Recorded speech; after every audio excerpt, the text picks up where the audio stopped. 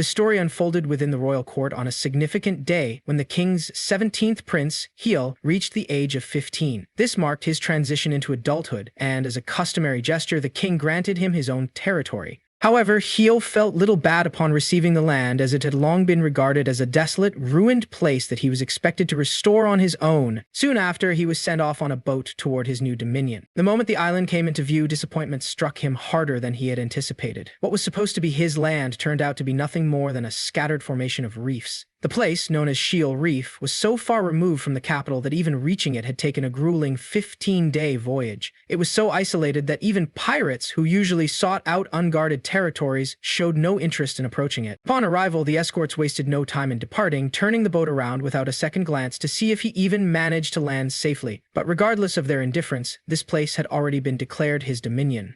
Yet as he scanned the barren land before him, he couldn't even determine where he was supposed to step ashore. What had been handed to him as a noble's land was nothing more than an enormous, lifeless rock in the middle of nowhere. His siblings had ridiculed him when the king assigned him Expelled Reef, treating it as a punishment rather than a gift. It wasn't just the island that made him an object of mockery. His abilities had never measured up to his brothers, and the lack of a proper crest only added to his disgrace.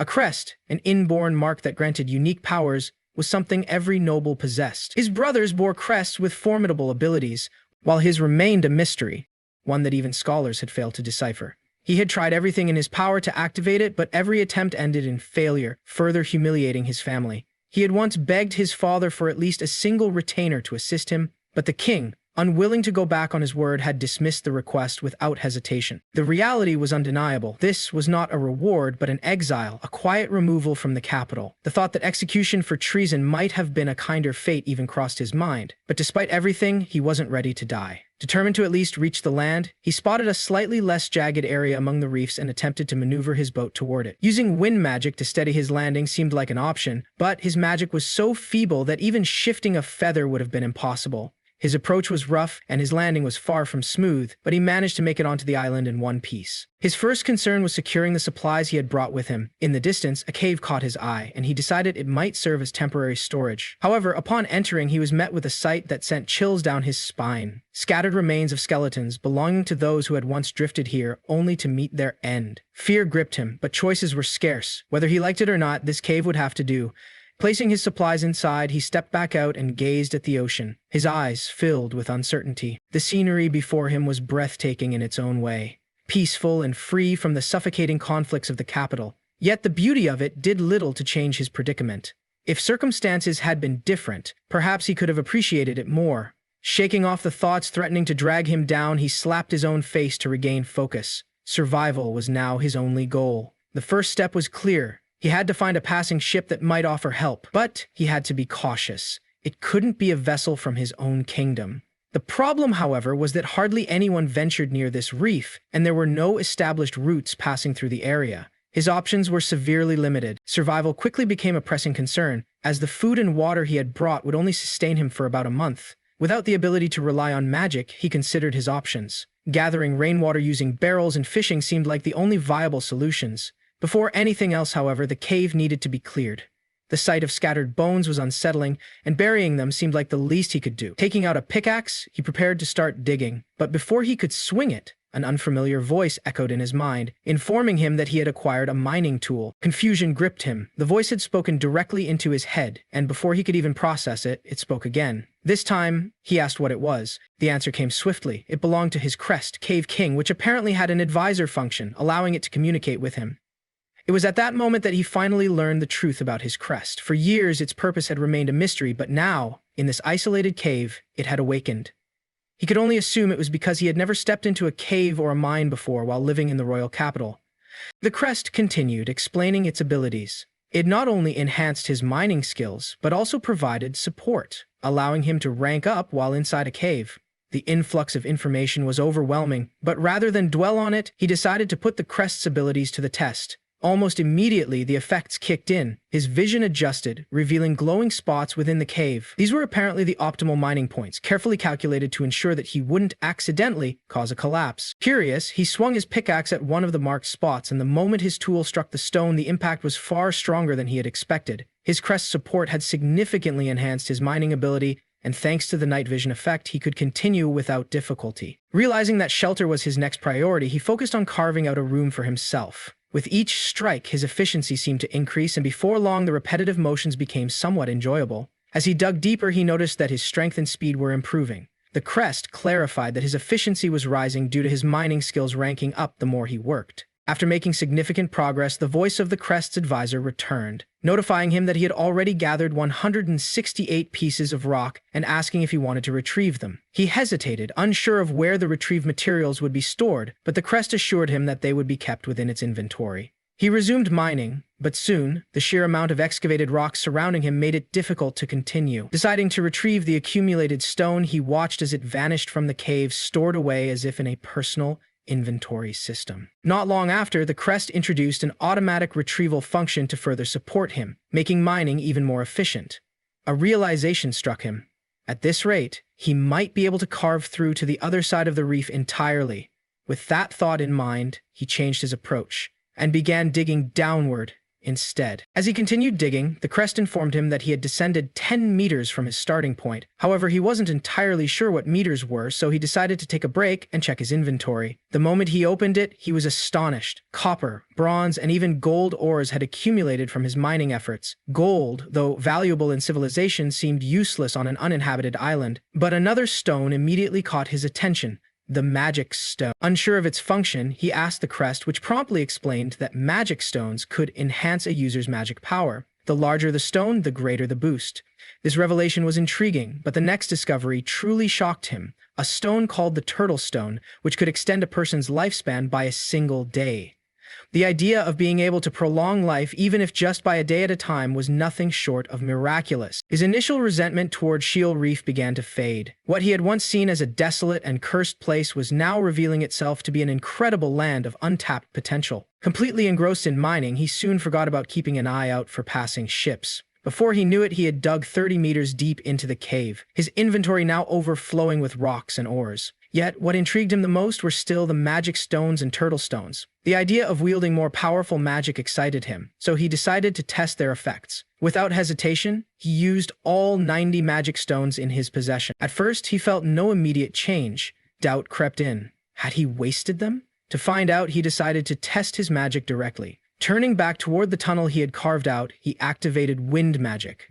The result was astonishing. A powerful gust surged through the entire cave, sweeping away rubble, bones, and loose stones, sending them flying outside. His eyes widened in disbelief. This was his power now? Just 90 magic stones had amplified his abilities to such an extent. As he stood there, still reeling from his newfound strength, an unexpected visitor arrived. A slime, drawn by the surge of magic, wobbled toward him. Unlike the hostile creatures he had encountered before, this one didn't seem aggressive. In fact, it appeared to like him. Heel watched it curiously, wondering what this strange creature was and why it had taken an interest in him. After 3 days, Heel had grown accustomed to his new life on the island. His daily routine began with checking his tools and food supplies before heading out for his usual mining. The biggest change, however, was that he was no longer alone. The slime that had appeared 3 days ago had now become his companion, and he had named it Shell. It all started when the crest informed him that he could tame certain monsters. Unlike the Kingdme, where he used to live, where taming monsters was frowned upon, there was no one here to judge him. So, without hesitation, he tamed the slime and gave it a name. At first he assumed Shell wouldn't understand him, but to his surprise it seemed to comprehend simple commands. More than that, it started actively assisting him with mining, proving to be much smarter than he had expected.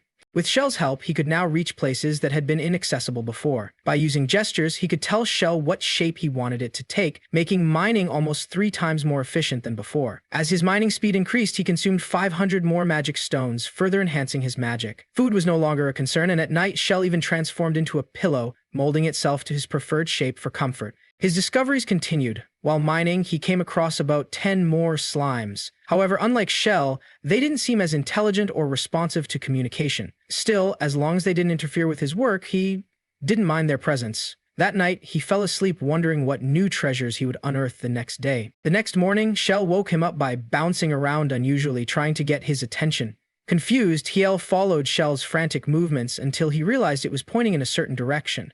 He turned to look and saw something unexpected. 3 beings were drifting toward the island. As he rushed closer, he identified them as green goblins. Their small, crude boat had crashed against the jagged rocks of the shore. Yahello hesitated. Goblins were considered dangerous creatures, and most humans killed them on sight, but Shell seemed insistent that he help them. Despite his doubts, Yahello couldn't bring himself to ignore their plight. If he left them there, they would surely die.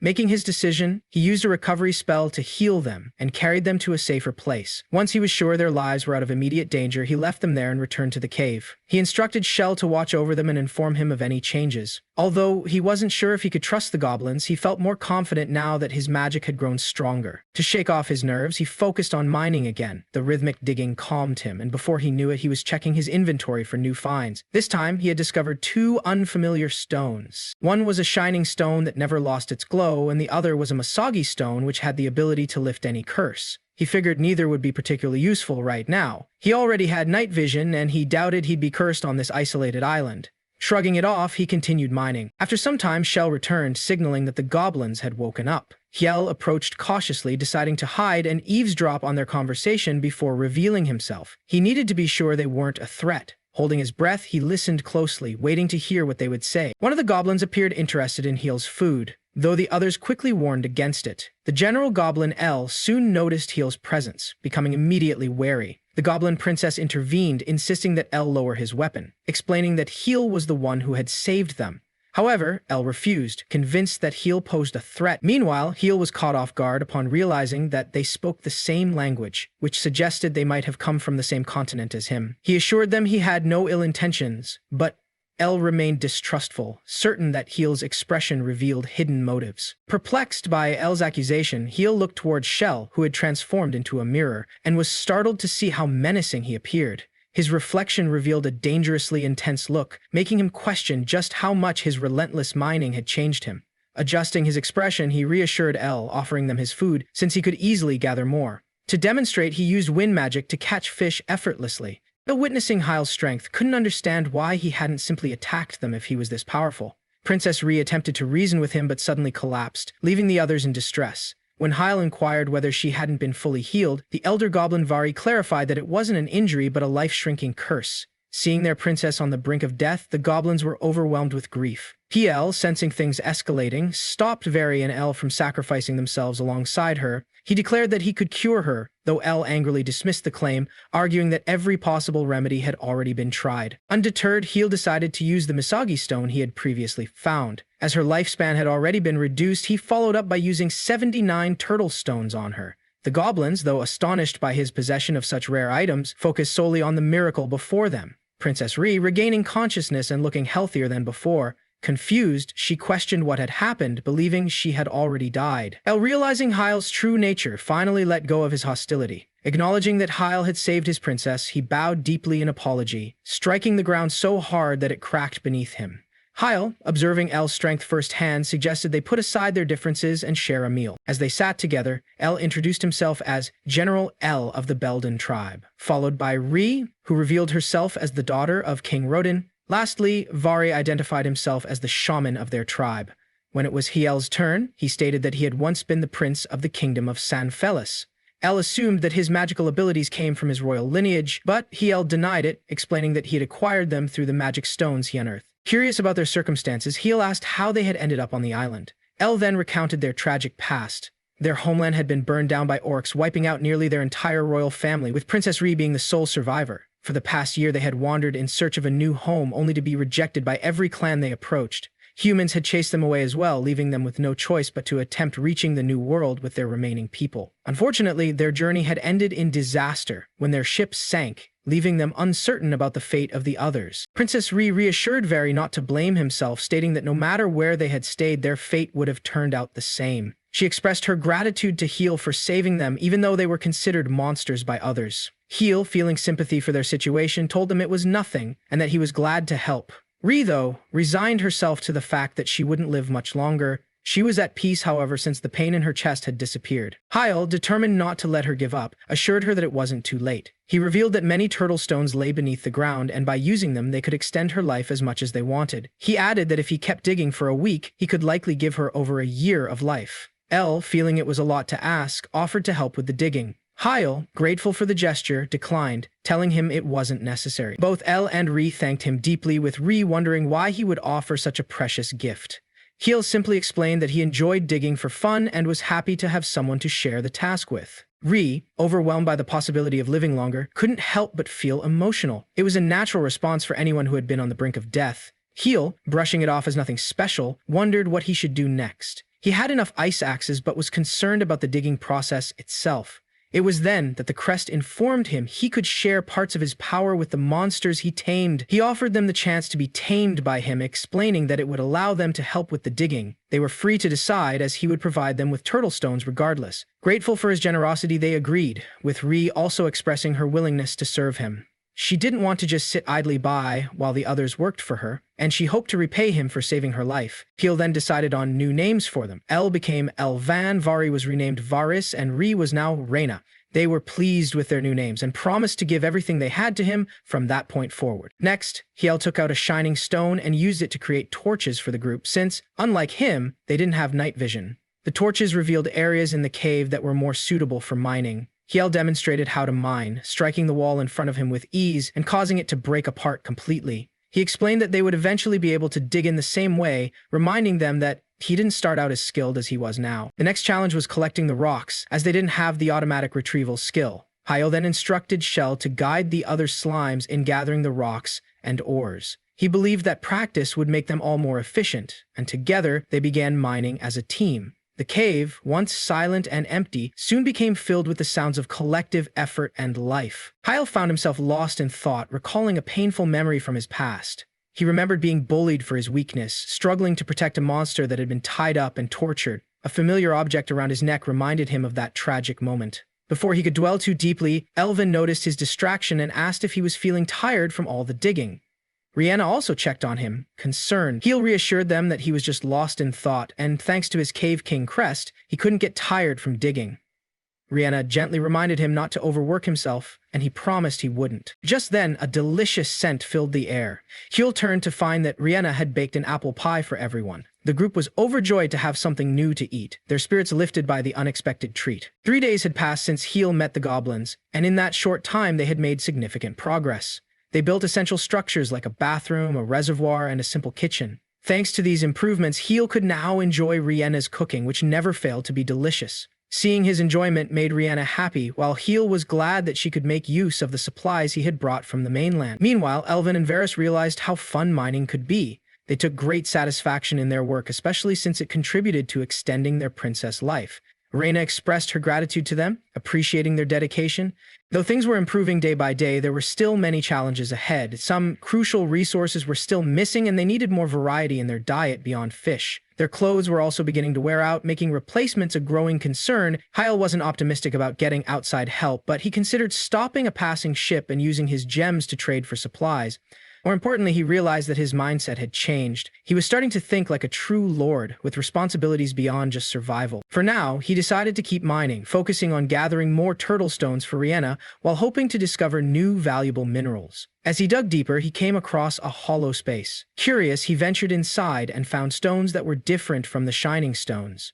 They were a deep orange, glowing like the sunset. As he examined the area, he noticed a change in the dirt, which seemed different from the rest of the cave. Then, raising his head, he froze in place. A massive spider loomed before him, its many eyes reflecting his face. For a brief moment, he feared he would be devoured. Instinctively, he prepared to use magic, but before he could attack, the spider unexpectedly turned and fled. Realizing what had happened, Hyel took a closer look at the situation. The spider wasn't trying to attack, it was simply trying to protect its children. Understanding this, he felt guilty for scaring it and lowered his guard.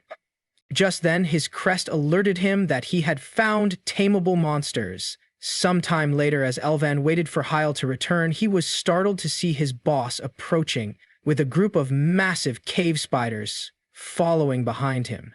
Hyel quickly apologized for scaring him and explained that he had tamed the spiders. Varys was shocked, as cave spiders were usually only as big as him, yet these were enormous. He then informed Hyel that their silk was stronger than iron, their fangs carried deadly poison, and they were infamous for their aggressive nature, often preying on both monsters and people. However, there was some good news. The strange dirt deeper in the cave, which was actually spider waste, had valuable properties. It could be used as fertile soil for farming. With this discovery, a new possibility opened up for them. They could now start growing crops, making their settlement even more self-sufficient. Varys wondered aloud how they were supposed to cultivate anything in such an environment.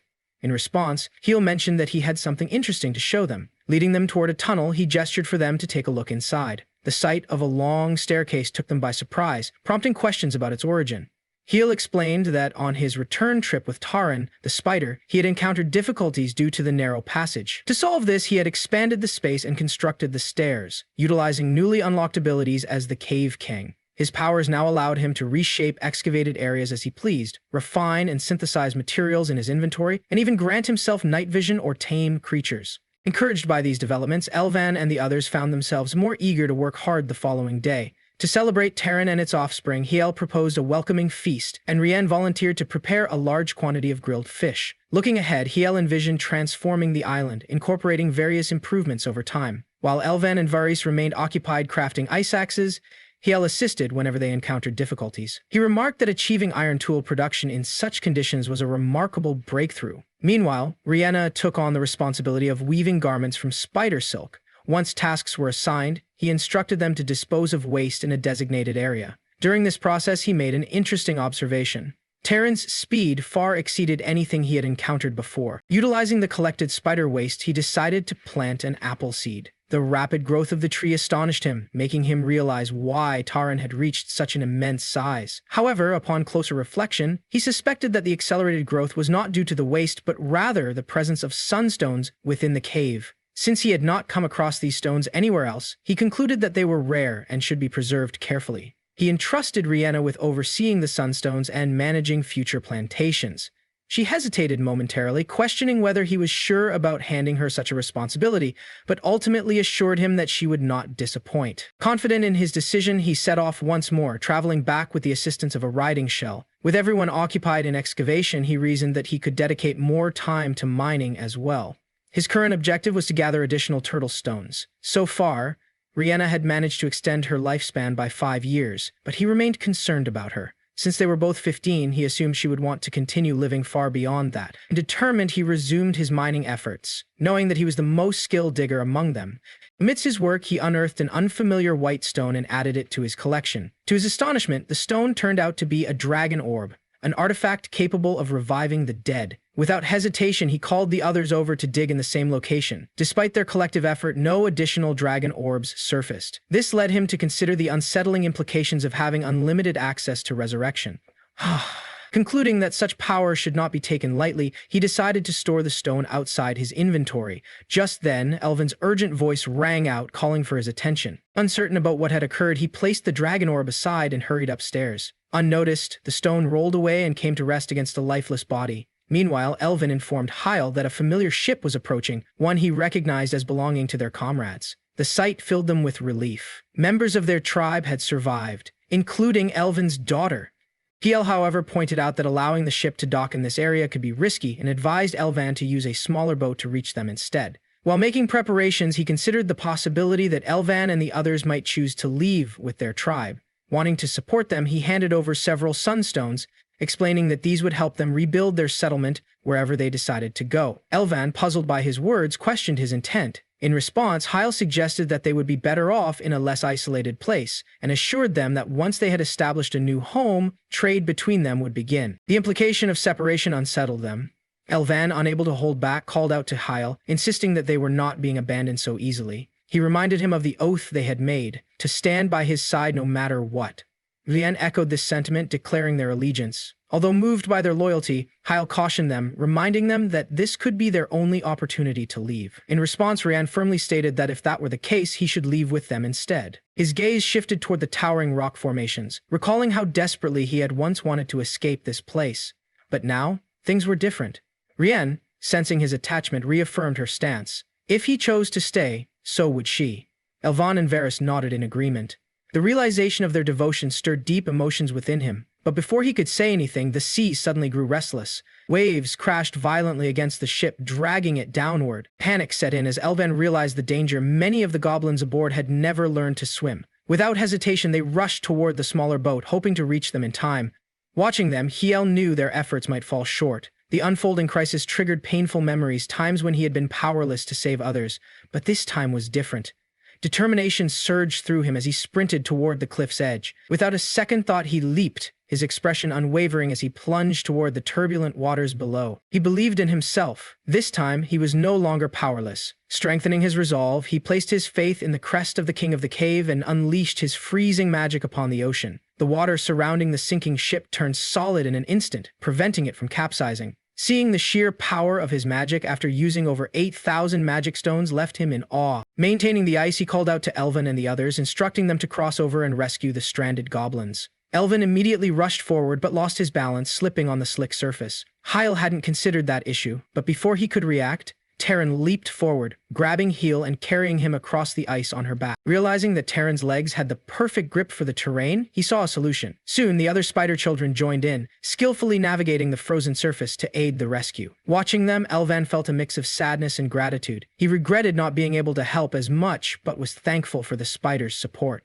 Shell and the other slimes also joined in, assisting in pulling the goblins from the icy waters. Yahello took charge, instructing everyone to help the drowning ones while he used his magic to keep the waves at bay. Through combined efforts, the rescue mission succeeded without a single casualty. Once everyone was safe, Yahello cast healing magic to treat the injured. Rienne approached him, her voice filled with gratitude, struggling to find words to repay such a debt. Yahello simply smiled, saying that knowing everyone was safe was enough for him. Meanwhile, Elvin was overcome with emotion as he embraced his daughter, Fu. After believing her lost for so long, the overwhelming joy of their reunion brought him to tears. Seeing this heartfelt moment, the others also rejoiced, sharing in the relief of a miracle they never thought possible. Acknowledging his limitations, Yahello humbly stated that he could not have accomplished this alone. He expressed his deep gratitude to the spiders, slimes, Reyna, Elvin, and Varus for their help in saving the entire Belden tribe.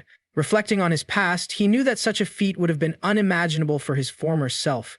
This realization filled him with an appreciation for those who had helped him grow. Just then, Varus noticed a man standing behind Yahello and immediately asked who he was. The sudden appearance of a stranger was unsettling. Yahello turned to Varus, questioning whether the man had come from the ship. However, Varus confirmed that there had been no one like him aboard. He then wondered if Yahello had met the man in the cave, but that too was not the case. The stranger was completely naked. Without hesitation, Yahello approached, attempting to communicate, but the man simply walked past him, heading straight toward the food. It quickly became clear he was just hungry. Reyna, seeing this, decided to roast more fish for him while Yahello and Varus exchanged puzzled glances, still wondering about the mystery behind this man's presence. The next day, Yahello focused on building rooms for the newly arrived members of the island. Having tamed everyone, he took it upon himself to name them as well. Though the circumstances were far from ideal, he found joy in seeing his island becoming more lively. However, this also meant an urgent need to increase food and resource production. During a brief break, Reyna approached Yahello with a drink she had just made, fresh grape juice. It was incredibly flavorful, made from grapes she had cultivated using sunstones and seeds she had discovered on the boat. She mentioned that while the plantation was still small, in a few years it would flourish with all kinds of fruits. Hearing her speak about the future brought a smile to Yahello's face. Reyna, who once never thought beyond the present, now envisioned years ahead.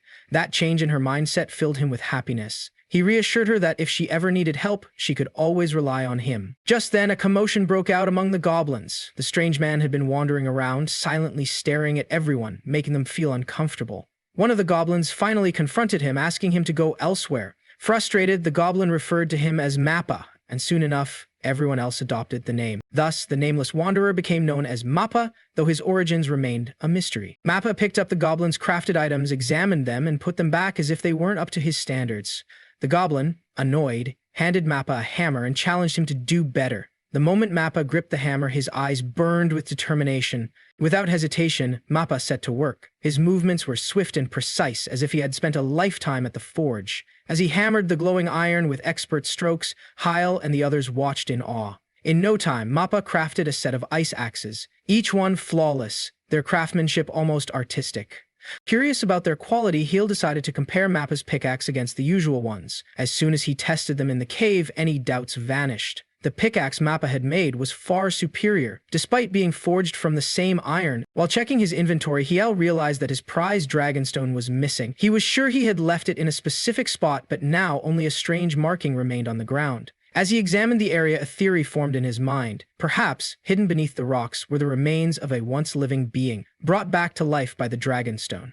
That meant Mappa wasn't just a wanderer, he was someone who had been revived. Rather than feeling troubled, Yahello was thrilled. he had gained another powerful ally. Thanks to Mappa's expertise, they not only refined the coastline of the island but also dismantled the old ship and began rebuilding it from scratch. Their progress surged forward. Heal discovered and tamed more slimes to aid in transporting rocks, making construction efforts smoother. However, one concern loomed. Turtle stones were becoming scarce. Rien reassured him that she had enough for now, but with her lifespan extended by only 10 years, it still felt too short. It was then that Heal had a realization. He wasn't collecting turtle stones just for Rien's sake. He genuinely wanted her to stay with him longer to build and develop this island together. Driven by this thought, he continued digging deeper into the cave, determined to find more. But instead of more turtle stones, he stumbled upon something completely unexpected, a vast hidden chamber. Until now, he had assumed the island was completely uninhabited, yet the signs in this room suggested otherwise.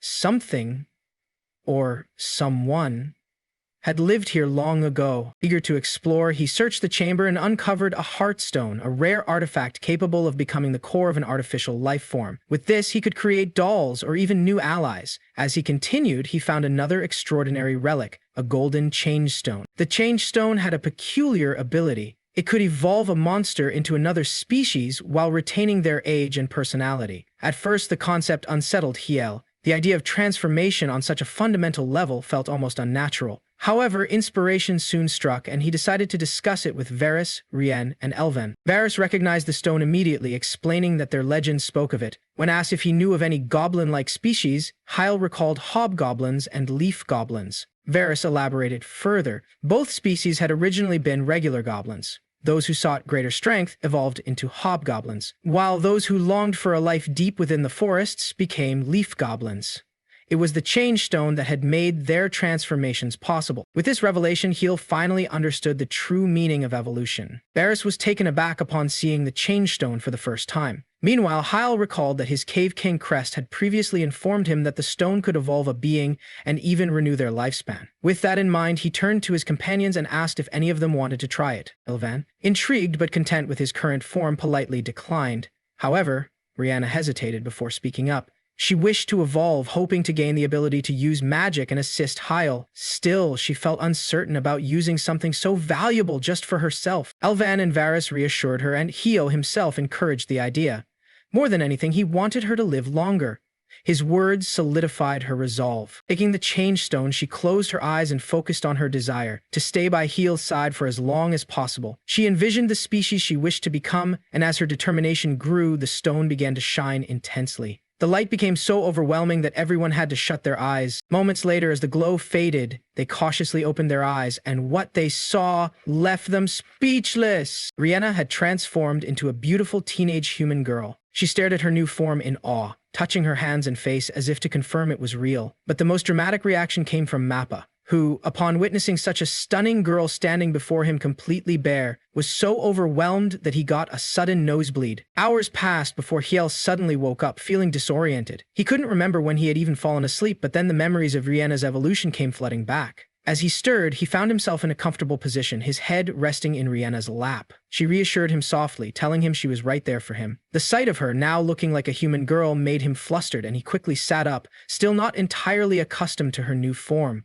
She insisted that he lie back down, explaining that he had collapsed from exhaustion earlier, particularly after he had stepped in front of her to protect her from Mappa's nosebleed. Hiel assured her he was fine now, just a bit tired. He asked how long he had been asleep and inquired about Mappa's condition.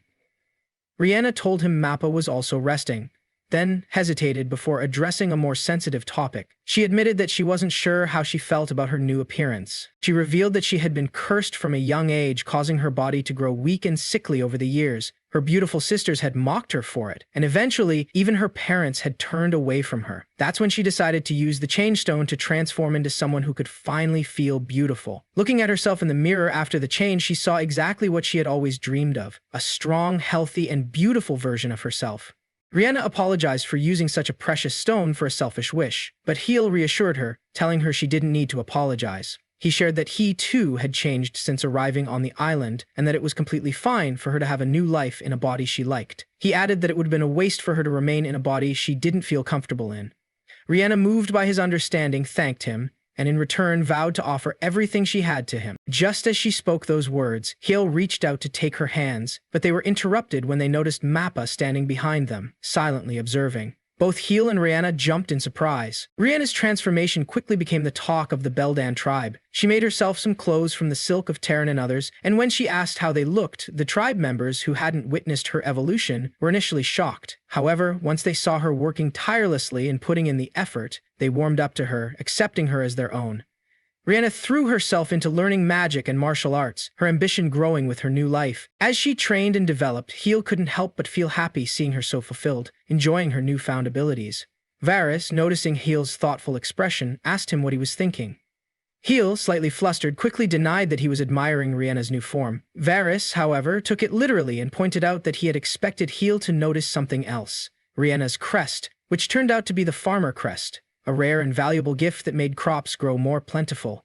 Hyle, surprised that a goblin could have a crest, asked Varys if that was truly possible. Varys confirmed it was, and Hyle apologized for assuming only humans could possess crests. Varys then revealed his own crest, the Sorcery King crest, which was incredibly powerful but had a caveat. Varys couldn't use it because he lacked magic. However, he could still assist Rihanna by guiding her studies, helping her tap into her magical potential with the power of his crest.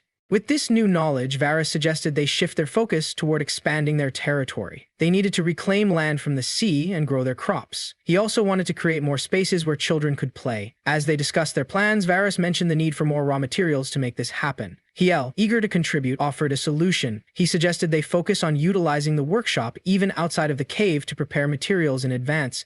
Using his knowledge, Hiel began creating raw materials like blocks, placing them in planned locations. Then, using his water magic, he drained the seawater surrounding them, filling the space with rocks and gravel.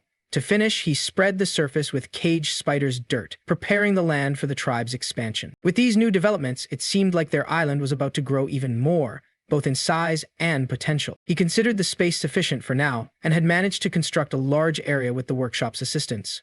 Rihanna, Varys, and Elven went ahead to inspect the place, with the children following behind. The kids seemed to like it and expressed their gratitude toward Hiel. Seeing them happy made him feel satisfied, and Rihanna also mentioned that the area could be used to cultivate high-quality crops. He found the idea promising, but before anything else could be discussed, a massive bird appeared and attacked Mappa without warning. Without hesitation, the creature swallowed Mappa, causing panic among the goblins. Recognizing the bird as part of a notorious flock of predators, Hyle quickly instructed everyone to retreat to the cave. As they ran, one of the children tripped, making the situation even more dangerous. Fuller rushed to assist the child while Hyle kept the birds at bay with his magic. Just as one of the creatures charged toward Full and the child, its head was suddenly severed by Elvan's precise strike. After ensuring his daughter's safety, Elvan urged her to escape before swiftly cutting down several more of the killer birds, displaying the formidable strength of a general from the Beldan tribe. Seeing Elvan's efforts, Heel decided to assist him, but another bird launched a surprise attack from behind. Before it could reach them, Rihanna's shield magic intercepted the blow. She urged him to focus on the battle, allowing him to put his full attention on the enemy. With no idea which bird had Mappa inside, Heel reminded Elvan to aim for their heads carefully. Meanwhile, Varys called out for them to guard the entrance, prompting Heel to take action. Remembering the Heartstone in his possession, he devised a plan to construct a massive golem using the surrounding rocks and embedded the Heartstone within it. The golem immediately went on a rampage, crushing the killer birds attacking the entrance. The bird that had swallowed Mappa soon regurgitated him, and he was caught just in time by a slime. With that concern out of the way, Hiel instructed Elvan to subdue the remaining enemies. Using axes secured with ropes made from Terran silk, Elvan swiftly ensnared multiple killer birds at once. The rope's durability prevented them from escaping, and Hiel finished them off by unleashing his blizzard magic, freezing the trapped creatures in an instant. Witnessing this, the rest of the flock retreated without hesitation. The goblins erupted in cheers, celebrating their victory. Elvan felt relieved and impressed by how exceptionally Hyle had handled the battle. Rihanna hurried over to check on him, asking if he was injured. Admitting that fear had initially gripped him, he also acknowledged that her presence made him feel at ease. His legs trembled from the intensity of the fight, as it had been his first battle against monsters. Varys and the others soon joined, relieved to see everyone unharmed. As the realization of how far he had come set in, Hyle started to take pride in himself, feeling more capable of becoming a true feudal lord. On their way back to the caves, he turned to Rihanna with a curious question: whether killer birds were edible. She confirmed that they were, and in fact tasted quite good when roasted. That night, they held an unprecedented banquet for everyone. It was Heel's first time trying monster meat, and to his surprise, it was incredibly delicious. Brianna, pleased by his reaction, encouraged him to try the soul next, which also turned out to be tasty. However, she noted that the flavor varied depending on the part of the killer bird being eaten. Heel acknowledged the danger posed by these creatures but saw a silver lining. They could become a valuable food source. To ensure safety, he decided to leave the golem on watch for any future attacks. Varys was relieved, explaining that killer birds tended to avoid anything larger than themselves. Thinking ahead, Varys proposed the formation of a guard unit and suggested building walls and watchtowers to safeguard both their settlement and the fields from ocean salt damage. Hyle took on the task of stone processing and entrusted Varys with planning the construction. As he was contemplating their next steps, he noticed a young girl staring at him. He recognized her as Elvin's daughter but struggled to recall her name. Before he could ask, she reminded him herself. Full! Amused, he realized that he had been the one to name her in the first place. Curious, Full asked how he had become so strong. Heel explained that his power came from using magic stones which he had obtained through mining. Excited by the revelation, she immediately expressed a desire to dig for such stones herself. However, Rhianna informed her that she would need a change stone to evolve before she could wield magic. Undeterred, Full declared her intent to evolve next, only to be disappointed when she learned that they didn't have any change stones at the moment.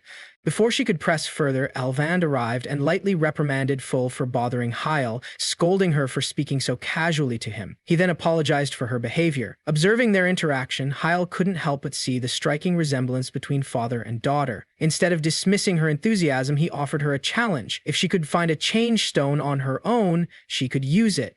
Full's eyes lit up at the prospect, and she eagerly promised to help with the mining efforts.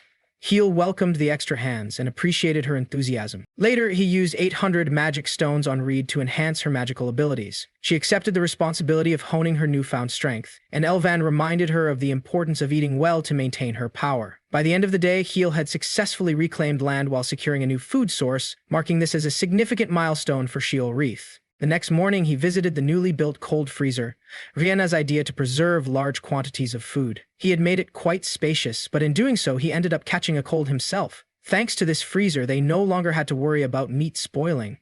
Rhianna explained that frozen caves could keep food fresh for over 6 months, making it a crucial addition to their settlement. Meanwhile, Mappa had been working on the door, and with Hyle's quick understanding, he managed to craft it exactly as Mappa envisioned. They also renovated the forge, which would now be managed by Mappa and Varys, while Rhianna took on the responsibility of periodically casting freeze magic on the cold storage. Her confidence in her abilities had been growing significantly, and with Elvan and Varys assisting in setting up outer defenses, everything was progressing smoothly. With these matters handled, Heel was finally able to shift his focus back to mining. Fool, ever inquisitive, remarked on how seamlessly everything had fallen into place. She found it remarkable that the Cave King had achieved so much even outside of caves. However, she pointed out a crucial issue. They needed ventilation. Allowing dust to accumulate could harm their lungs, and if gases like coal fumes built up, it could lead to poisoning or even an explosion. She recalled a device that could circulate air from inside to outside and decided to consult Mappa about crafting one later. Fulla's insight proved invaluable. She mentioned that she had been working in mines since childhood due to her miner's crest, making her highly efficient with a keen intuition for finding ores. Hyle found her skills reassuring and encouraged her to speak freely if she noticed anything that needed improvement. Among his mining rivals, she was second only to Taran. Curious, Full asked if Hyle had a father. He admitted that he did, but struggled to recall him clearly. Fear had overshadowed his childhood, not just of his father, but also his brothers. Even now, despite his incredible powers, his family wielded far greater strength. Then he turned the question on her, asking if she wanted to surpass her father. Her answer was obvious. As they continued mining, Full suddenly discovered a hollow cave and rushed inside, eager to explore.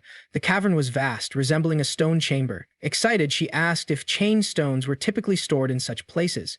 Heel confirmed the possibility, fueling her enthusiasm. Then, without warning, one of the statues moved and unleashed a blast of fire magic. Reacting instantly, Heel cast a shield, protecting himself and Fool. Assessing the situation, he realized the statues were golems ones capable of wielding magic. More of them activated, some even brandishing swords swiftly surrounding them. But Heel had a strategy. Channeling wind magic, he summoned a violent storm, hurling the golems away.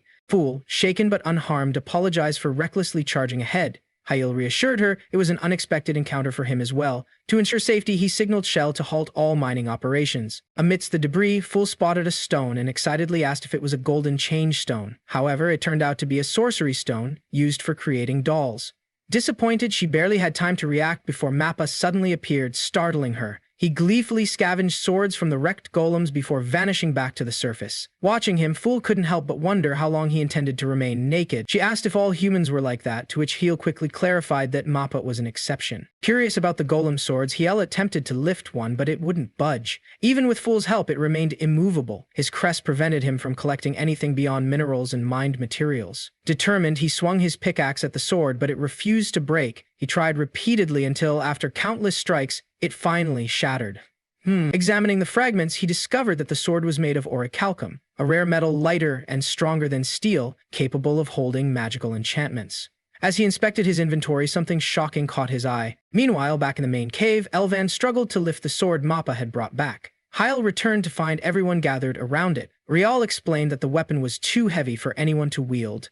Hyle confirmed their suspicions, revealing that it was forged from 300 units of orichalcum. Bull tried to convince her father to give up, but Elvan refused. Activating his great warrior crest, he gave it one final attempt. Against all odds, he lifted the sword, if only briefly, before dropping it. The sheer weight left a minor injury, but Hyle quickly healed him with recovery magic. Full rushed to her father, hugging him tightly. "You idiot," she scolded. "You scared me." Elban smiled apologetically and promised to be more careful. Meanwhile, Mappa effortlessly lifted the massive sword and carried it to the furnace. As a member of the legendary dwarven race, he had a natural affinity for rare minerals. With his immense strength, mysterious forging techniques, and unwavering craftsmanship, he began working the orichalcum into something new. After hours of intense forging, Mappa emerged and handed Heel the finished product, an orichalcum pickaxe crafted specifically for him. The tool radiated power, its craftsmanship flawless.